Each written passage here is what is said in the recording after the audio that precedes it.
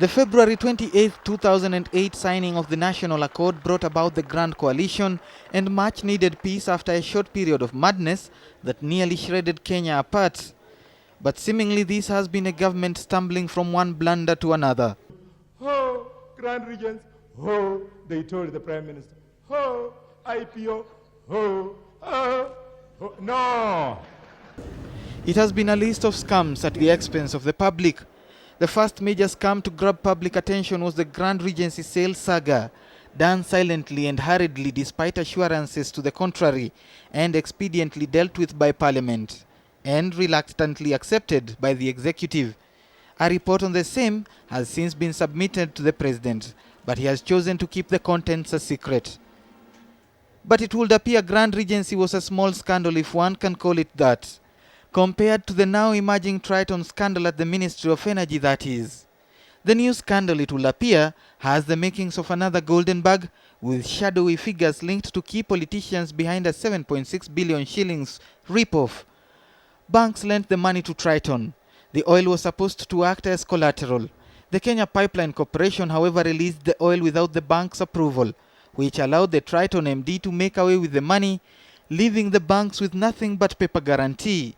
Then there is the maize scandal that has one company, Grain Bulk, monopolizing the Mombasa port as relates to grain imports. The unseen hand of powerful political figures in this deal that is currently claiming innocent Kenyan lives is all too glaring, with approximately 10 million Kenyans facing starvation. The reality of a scandal done with the knowledge of senior government officials is only beginning to sink in. And despite the obvious politicking by both parties in the coalition, it is rather apparent that both sides are involved. At the Kenya Tourism Board, more than 40 million shillings was paid out unilaterally to two companies during the post-election period. The scam, though relatively small by Kenyan standards, was at least detected early enough to avoid anything bigger from happening. To contain the emergence of organized groups and gangs and militia. According to the Mass Group, a non-governmental organization on governance, last year's budget was also a scam of sorts, as it only allocated 15% of total expenditure to development-related projects, with the rest of the money used up by central government. The question of the scandals and how frequent they have become in a grand coalition government is a perplexing one. They are especially distracting the country from crucial national agenda, such as the constitution review process, the ECK question, the IDP's problem, the issue of taxation of MPs' allowances, and the Contentious Communications Act, otherwise referred to as the media law.